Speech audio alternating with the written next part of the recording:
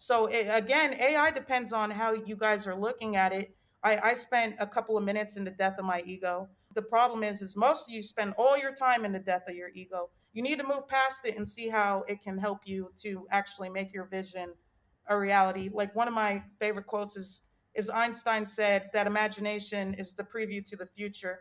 With AI, I feel like it can help us basically turn our imagination into a reality. And I think everyone should be excited about that as long as they can let their ego die so their dream can live.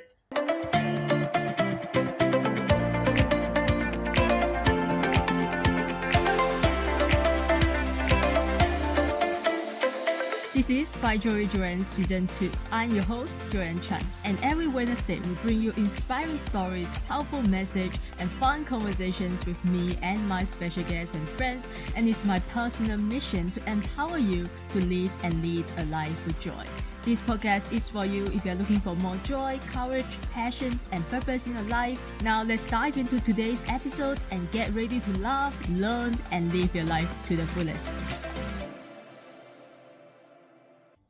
We have a returning guest today, and she's now a global edtech entrepreneur, web developer, and artist building digital tools for undeserved communities worldwide. She's the founder of Guppy, a language platform dedicated to preserving and teaching the niche tongues that mainstream tech giants often ignore. So, guys, help me in welcoming the edtech entrepreneur, the one and only Leon Emma Brave. Welcome back to the show, Leon. Hello, Joanne. It's good to see you. Thank you for having me on your show. How have you been? I've been pretty busy, but it's really good to have you here again. Yeah, it's been well, I actually look at the last podcast that we did together. It was back in 2023, almost 3 years ago. Can you imagine that? I mean, wow. And since then, a lot has clearly evolved for you, both publicly and personally. So before we get into where you are now and the new business direction you are stepping into, just give us an update on what the last couple of years have looked like for you and what's led you to this point. So what the last couple of years have looked like for me was disruption. It was a complete disruption for the world and the education space because of the pandemic. If parents were stressed out because they were unable to literally send their kids to school for not only one but two, in some places like 3 years. What do you think about people who were professional teachers? They were pretty stressed out. They were laid off from work.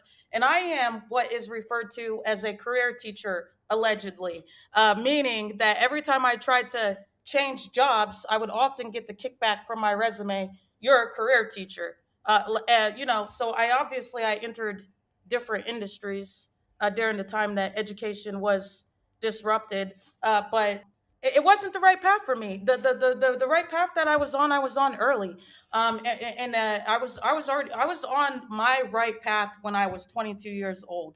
When I entered my 30s, because of the pandemic, I had to start looking at other paths that I ended up like beating my head against, frankly, because I was in a disruptive space, and by disruption, I mean world disruption. I started looking at what is called like basically like innovative disruption tech.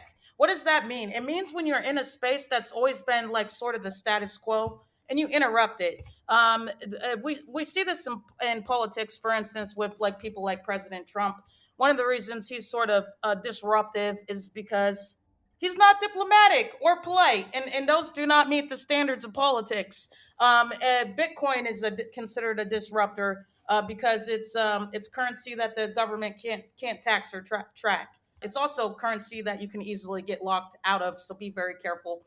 But anyways, disruption is it's when something interrupts the status quo, and disruption is a tool for good and for evil, and that usually that's how the double-edged sword of life swings. It's pointy on both ends for a reason. Everything has a pro and a con. So I've sort of like naturally moved into like a disruptive tech space, which is frankly, when I was a young teacher, a lot of teachers, older teachers, would have a problem with the younger generation coming in and like just turning on the TV for the kids. They would see these teachers as lazy. but actually it's a way for teachers to conserve their energy, especially when they're in big classes. Often teachers will get stuck with classes that sizes that are unrealistic, especially in government schools. Like having like 30 first graders to yourself is it's insane, frankly. And that's not even the biggest number I've seen teachers have up to 50 Chinese students to themselves, and that's insane. And you cannot expect a teacher to handle 50 first graders by themselves. It's insane. So, like, one of the reasons children get left behind in education is where are they sitting in the class? Like, it's proven that kids who are in the front learn more than kids who are sitting in the back, and it has nothing to do with being a genius or your IQ. It's literally the difference between, can you see the information on the board? Can you hear what the teacher is saying? Does the teacher have easy access to check in on you? And so this is a big problem with the government sized schools. And whether people like it or not, actually technology can help us fill those gaps. Right. Wow, that's a lot of information, but thanks for that update. So you have found a guppy. I'm sure that's a way of your way to disrupt the tech scenes and the language learning markets, right? So what made you realize there was a there was a major opportunity in teaching niche and underrepresented languages instead of teaching Spanish or English? Like, what made you realize there was a huge opportunity? I've mothered Gerpy, and and what has made me realize there's a huge opportunity is because this has already been the path I've been on since I was like a baby myself. Like I always found opportunity teaching English. That was literally like the life saving path that I was on at a early age, was teaching English in China and South Korea and Cambodia and Thailand. So there's always been a huge market. It's $1 billion industry. There's always been a huge market for teaching English, but I have been somebody who is like very passionate about marginalized groups and groups of the diaspora, meaning groups who are historically displaced by larger groups or more violent groups, depending on how you want to look at it. You know, groups that get erased by other groups, the marginalized. I've always been a very compassionate and a bit advocating for minority groups. So it makes sense also that I would move into a space where I'm advocating for like minority languages. Like even for instance, we would consider Thailand is actually has a really big economy. It's number 8 in Asia, but their language is still very small. It's not a well-known language. Most people don't speak it, even the people who come here. Like there's over 300 languages in the world. Maybe you from those languages you could you can't preserve all of them. Some of the languages only about 50 people, literally 50 people are speaking it. So that's like almost so niche down that it's a family, right? And but Thailand is a country, right? So you got to be more practical with languages that actually will preserve throughout the eons. And obviously Thailand has a big language market. Like I just met somebody who was living in Thailand, but they were working in Seattle, because often people who speak minority languages, I don't want to call them minority countries, just smaller countries, they want to go to like America, Canada, Australia for more economic opportunity. And then, I used to, when I was young, I had this lesson, I would call it the hearts lesson, because I would put like English as a heart, and I'd be like, so if you can speak English, you can speak to all the hearts. And then I would draw triangles on the board, and we'll say those are Mandarin speakers. And I was like, so imagine if you're fluent in both Mandarin and English, now you can speak to the hearts and the triangles. And then let's, if you just add one more language, like let's say the X's, and oh wow, now you can speak to like 70% of the world. Like like, so being bilingual is a gift. And I'm from America, which in spite my country being considered like an international place where people want to migrate to and run, it's been very anti other, which is weird because we're known as the global pop. But when I was growing up, unlike children all over the world who are encouraged to learn a second language, a third language, a fourth language, like most people are speaking like 2 to 3 to 4 languages, except for Americans. Americans are having this very negative idea about language. It like, even like, if sometimes, like if I speak Spanish, like the way I was growing up, I was taught like Spanish is a dirty language, like it's a language that is beneath English. So whereas in other communities, you might have been like really encouraged to learn English because it's seen as a prestigious language because I was already speaking English. I wasn't encouraged to speak what are considered dirty languages like Chinese. Chinese is a prestigious language, but not if you're like around Bob and Bob is a redneck.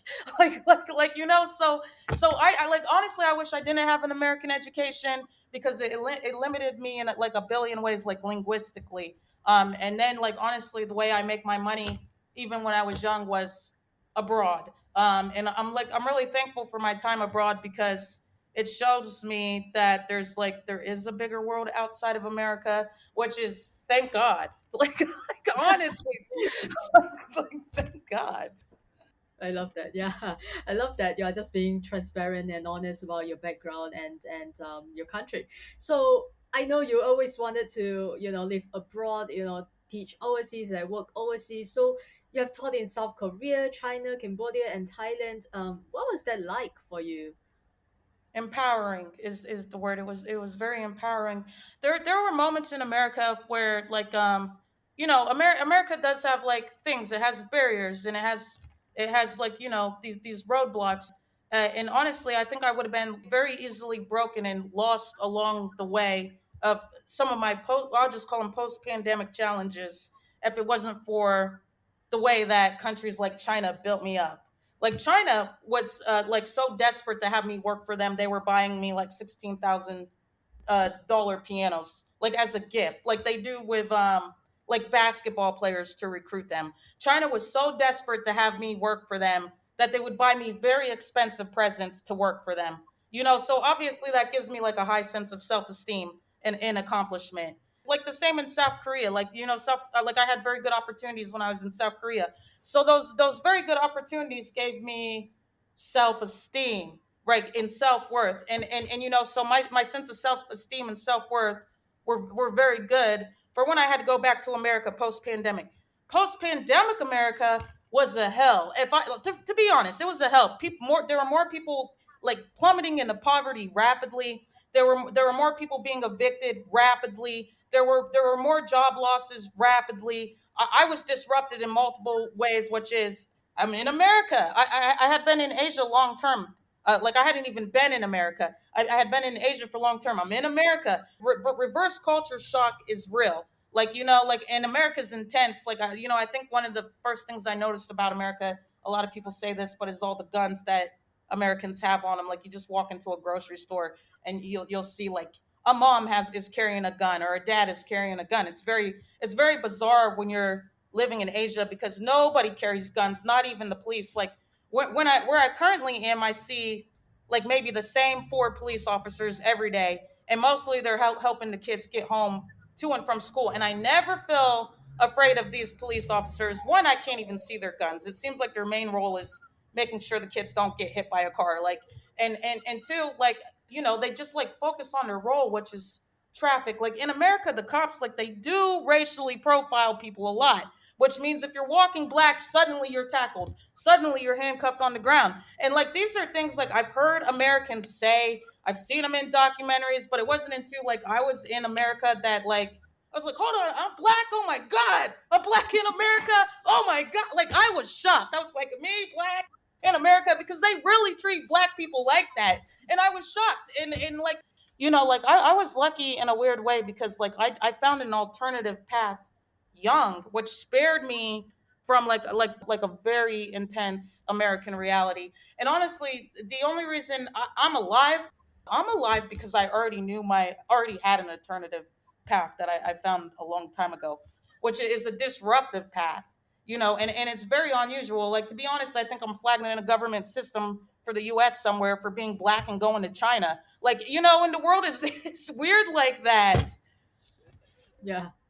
Yeah, that's interesting. I didn't know that about yeah, I mean no one carries guns here in Asia and it's a crime to carry guns and so how did teaching real students across Asia change how you look at the language apps and so that you wanted to invent Guppy and to improve the learning, I would say the opportunities for underrepresented languages. How did teaching real students across Asia change how you look at language apps? Well, I understand that. there is I consider there to be key language that is mandatory to learn. Like for instance, if I'm going to go to, let's say, maybe I'll go to Uzbekistan. If I go to Uzbekistan, you think I'm going to try and learn their language? No.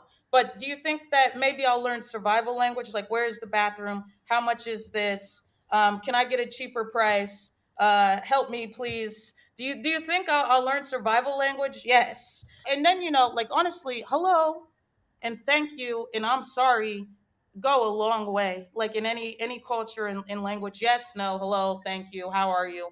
They go a long way in any language. So like the first thing you want to teach basically anybody is survival language, to how to get through the day, how to get through the week. You want to teach them survival language. And then like like a lot of people, like they focus on grammar, which is it's not really necessary because what's true, local speakers don't really follow the rules of language. Like they break grammatical rules all the time. Like almost no one talks grammatically proper. So like focus making a native speaker focus on a non-native speaker focus on grammar is kind of a waste of their time. Like you should focus on articulation. You should focus on speaking. And then like one of my Chinese bosses used to have me write her son's college papers, which is an ethics question, but frankly, I've written a lot of people's college papers. Uh, so frankly, and like to be honest, a lot of people that's for another debate. But his written English was terrible. It was terrible, and so then I was thinking like a part of me wanted to like really force my students to focus on writing, but then I thought about it. Other than for the couple of papers they're going to come across in their life, is that really a valuable skill? And the answer is no, especially in the land of AI, where now these kids are going to be using AI to write their papers. I mean, here's the truth. If Chinese moms were using me to write their kids' papers, the land of AI, they're not, they're going to be using AI to write the kids' papers. So, like, am I going to really sit there and try to be like, you learn to write? You learn to write? No, it's a waste of my energy. And frankly, it's a waste of their energy. They should be learning to speak. Because other than the couple of tests they're going to fill, I'm not, obviously, if you can do both, you should do both. But but where your focus should be is on survival, and that's going to be language, not writing. I mean, the spoken language, not the written language. And then even this is also a thing that I learned, like in big countries like China, Mandarin is hard for everybody. Obviously, it's hard for English speakers, but it's hard for the locals. Like 50% of China is illiterate, right? And for the same reason I'm saying about 50% of the students I could never teach English to if I wanted to, and it's because they're in the back of the class. The same is true for why do 50% of Chinese students end up illiterate even though that's their local language. It's because the classes are too big. So just like they can't hear the English teacher teach them English, they can't hear the Chinese teacher teach them Chinese. Which is why everyone is fighting for a private school if they can afford it, because it ensures your kids can read and write, which is important. Like like in regards to language, we maybe think about how hard it is when like we go to a foreign country. There are people who never left their country and they're kind of left out of language. Yeah. Yeah. So what makes Gerpi different from other languages, other language learning apps out there? There are many. So what makes yours different? I would say it's the best of all worlds. I've been a long-term educator, and it's the best of all worlds. Also, a lot of these apps are developed by non-native speakers. Frankly, like I've gone through tons of ESL books, and a lot of these apps are developed by non-native speakers. And they're very basic and they're very routine. Like one thing you'll see is a lack of imagination across these textbooks. Like like I meet a lot of Chinese kids, and like they'll be really excited to talk to me, but it's exhausting for me to talk to them because they all sound the same. It's like clone one, clone two, clone three. They're not very good at expressing their core personalities or what differentiate makes them different from this person or that person. And one is like they're very limited in their English tools because they've been all the English books. Like what is funny is the English books I use in South Korea are exactly the same as the English books I use in Thailand. like the same hello, how are you? I'm fine, thank you. Hello, how are you? I'm fine, thank you. Like like I try to obviously you have to have a system. Like I'm very big into systems. You have to have a system, but I try to build systems that build variety. Like I try to have systems that build foundations but build personality. I try to have systems that build foundational English but build creativity. Also, I'm a very articulate. Like I'm a very good speaker. So you're learning from me. Mm. And one of my gifts is that I'm an artist and a musician and a creator. So I'm very high in speech. Like and so you're learning from me. Like I'm not boring, frankly. Yeah, but yeah, you are not boring. Now, so people who use your app, are you telling me that they can learn Chinese, they can learn Thai, they can learn? I mean, what are the languages they are able to learn from you? No, I'm not telling you that. So another thing that I think the ESL markets have wrong is they don't believe in translation. Oh, okay. They usually believe in an immersive English environment. I think that's a lie. Let's be honest. If the kids don't know what I am saying to them, they're gonna be lost. So like definitely my language instruction offers translation, but my GURPY project is ambitious. Like I'm gonna start with one niche language and then get to the next one and then get to the next one. Right now, I'm focusing on Thai, and I'll probably be focusing on the East Asian languages, like because those are like the areas that are my stomping grounds, and where I've already done like a lot of in person footwork, and so I'll probably start with these languages that are very local to me, and then branch out into other languages. But like I have quite actually like a big task to do, even with using technology and AI to help me scale. I have a very challenging task ahead of me, to be skilling the language the way I want to skill it. But actually, I was looking at the interview we did a long time ago, and I was telling you in that interview that I really wanted to do more like bilingual songs, and and basically AI just has given me the tools to make my vision come true. Now, like when I was like first investigating AI music a little bit more thoroughly, I had two thoughts. The first thought is, I think artists have already been making music with AI and I didn't even know it. Okay. That was the first thought. And then the second thought is, I felt like, well, why have I been playing the guitar, and why have I been playing the piano, and why have I been going to the recording studio if I can just click the button? And so I would say that was the phase that was the death of my ego. I mean, like one of the main reasons people can't stand AI is because it hurts their ego. They feel like, well, I spent 5 years at school to learn that, and now with the click of a button, a computer can do it. That's one of the reasons people don't like AI. But I'm like I adapt pretty quickly, so I spent like about 5 minutes in my ego going, and then I said, wait a second, now I can skill eat Gurpy. As much as like I feel gifted in music, I feel limited by my ability to speak Mandarin fluently, and now I with the click of a button I can scale Gurpy. So again, AI depends on how you guys are looking at it. I spent a couple of minutes in the death of my ego. The problem is most of you spend all your time in the death of your ego. You need to move past it and see how it can help you to actually make your vision a reality. Like one of my favorite quotes is Einstein said that imagination is the preview to the future. With AI, I feel like it can help us basically turn our imagination into a reality. And I think everyone should be excited about that as long as they can let their ego die so their dream can live. Yeah, there's a beautiful way to put it. Yeah, a lot of people are afraid of AI because they will take over their job. They, yeah, like you said, they spend years of money to get a degree, let's say in graphic design, and now all of a sudden, overnight, AI can just do that, right, with a click of a button, like you said. Um, so, and you code your own platforms, right? I didn't know that. I didn't know you do coding. So, what is the hardest part of building Guppy yourself? Or it was just easy, like. I mean, people don't like this, but even just because you can do something faster doesn't mean you don't have to do it again and again and again and again and again and again.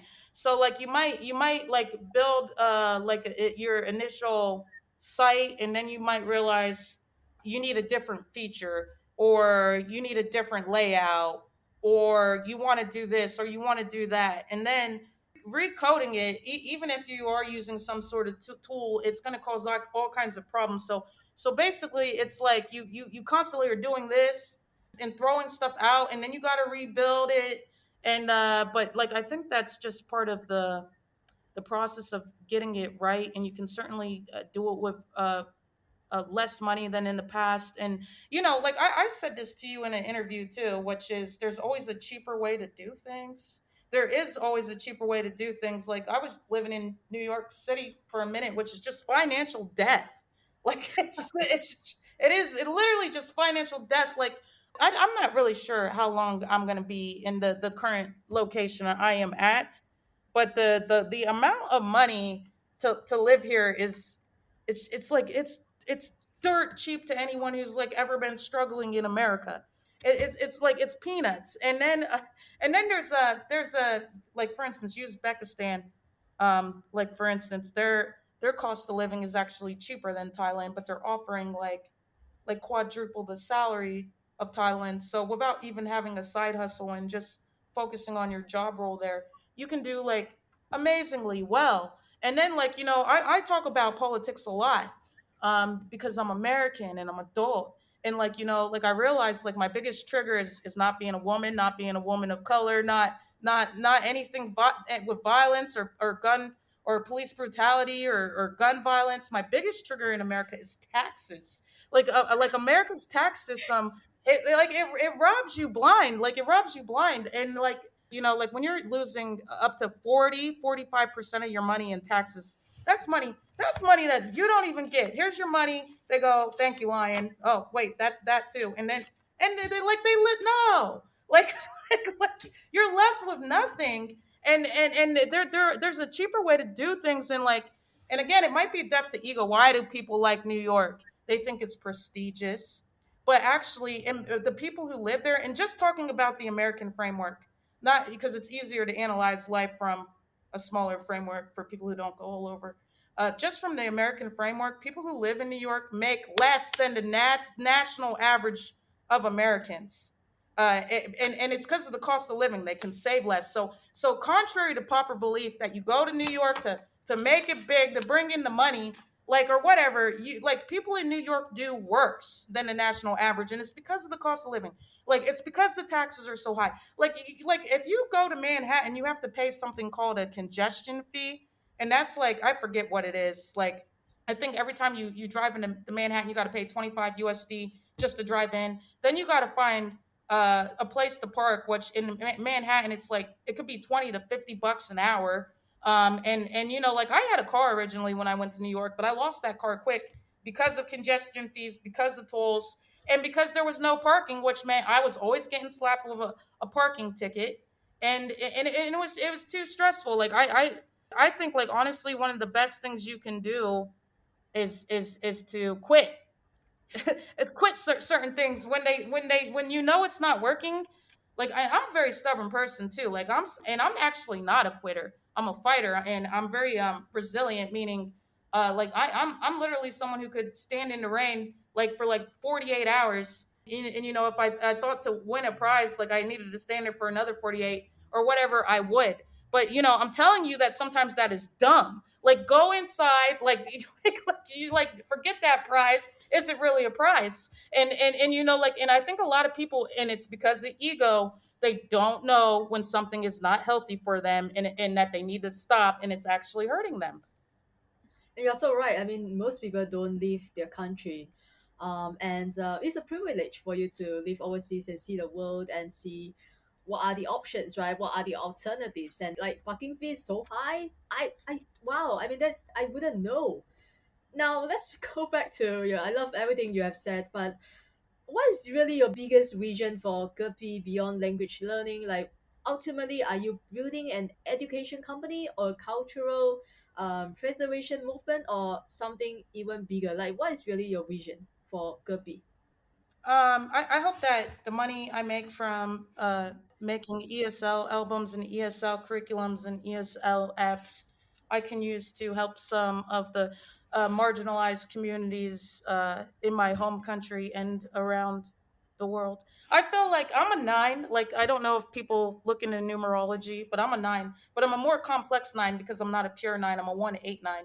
So ones are leaders, and then eight's the money of the number of money, and then put it together, I'm a nine. So nines don't get rich for just to, be like, woo, give me that Gucci, give me, like, I'm more likely to build a school than go buy a Ferrari. Like, I have, like, I feel a lot of like social responsibility for some reason all the time. And I think it's like, I think there might be some truth to numerology, which is the study of like your birthday. And even in the Bible it says, it talks a lot about numbers, and it says we're numbered even down to our hair or whatever. But I think there might be some truth to numerology, because like I am very independent. I'm very money focused, because even when I was a kid, my dad was borrowing money from me. Like, even when I was a kid, like my older siblings were borrowing money from me. I remember when I was a kid, I wanted a monkey. Friends, that TV show was very popular, and like Ross had a monkey. Aladdin was my favorite movie. Aladdin had a monkey, and like, just like I really wanted a monkey. And my mother said to me, she said, I saw in the newspaper that there was somebody was selling a monkey for $1,000, and this was a lot of money back then, even for Americans. And but I didn't have any concept of money, so I went to my mom and said, "Hey, give me this monkey, mom." She said, "If you come up with the money, you can get the monkey." I did come up with the money, because because to me it wasn't. I started the same newspaper that had the monkey and it had jobs in it. I started calling. I said, "Hey, like, I need money for a monkey." Like, I was like, and I started working at like 10. Like, I started working at 10. And my dad, I think my dad needed money, but he didn't have the same common sense as his 10-year-old daughter who wanted a monkey, which is, if you need money, go get a job. And like, so when I got my first job, my dad actually helped me with it, and he took half of my money. But I had half of the money, and I had enough to get the monkey pretty quickly. And then so I went to my mother and I said, "Hey, can I get the monkey?" And she said no. So I don't know, but the point is, I'm not sure the point. But the point is, it's like I've always been good at making money. And that doesn't mean I'm always keeping it. And then my nine also gets me into trouble too, because also in the Bible it says, like, be a good steward of your money. Don't cast your pearls among swine. And I think, like, at times I have cast my pearls among swine, or at times I thought like I would be able to make the money back.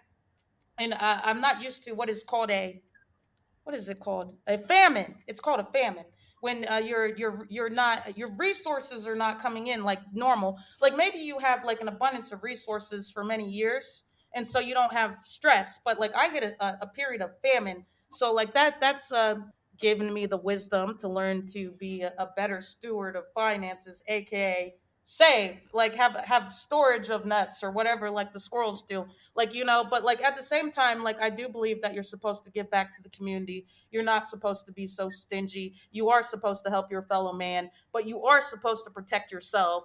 And so I think like there's a good rule of, it's kind of cheesy, like Dave Ramsey calls it, the emergency fund. I think 6 months. I think, yeah, once you have 6 months of your daily expenses saved, then you're positioned to help the greater community. Right. Yeah, I believe that too. You gotta save up your, at least 6 months or 3 months, depends on your situation and your, current living condition. That's your emergency fund. Then you are allowed to do whatever you want to do. You can quit your job, you can start a new business, right? You can travel and Leon, thank you so much for joining me today. It's been so fun to have you again and to speak with you again. Now, is there anything that you really want to talk about, but I didn't ask you, or didn't let you? Okay, so my name is Lyon Brave. I am a web developer, meaning I work on multiple projects, but I am working on GURPY English, which is a English platform for language learners all over the world, not just children, but teenagers.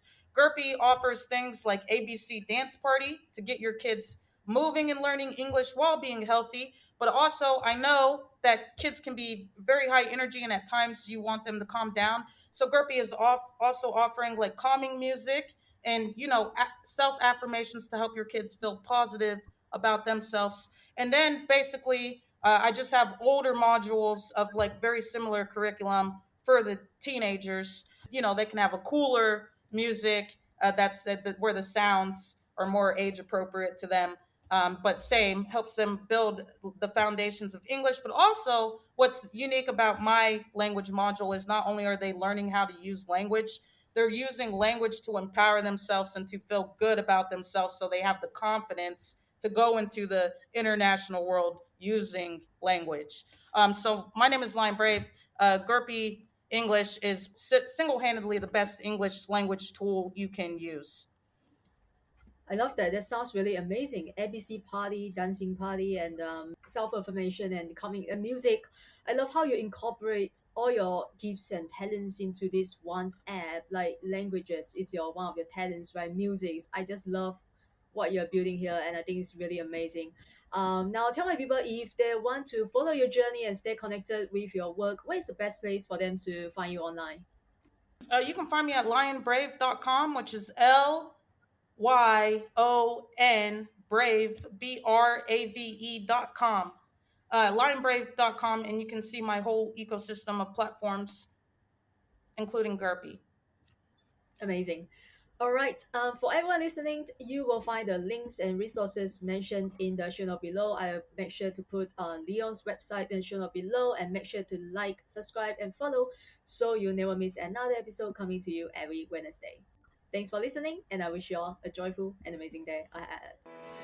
Thank you again for tuning into Find Joy Joyan podcast. If you enjoyed today's episode, take a screenshot and share it on your IG story and take Find Joy Joyan _podcast so I know you are listening.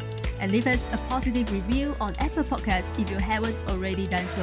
And remember to hit the subscribe button whether you are listening on Spotify, iTunes, Amazon Music, or any of your other favorite platforms. If you love what we are doing and want to become one of our sponsors, you can send me a DM to connect. And thanks for being here. I will see you soon in the next episode. Hello! Hey, hey, hey! Hello, hello, how are you? Gerpy's here to sing with you. Hey! Wave your hands and stomp your feet. Hey! Say hello to everyone you meet. Hello, hello, it's time to play. Hello, hello, shout hooray. With Gerpy's giggles loud and bright, we sing hello both day and night. Hello to the sun, hello to the moon, hello to the letters we'll learn real soon. Hello to Lyon Brave,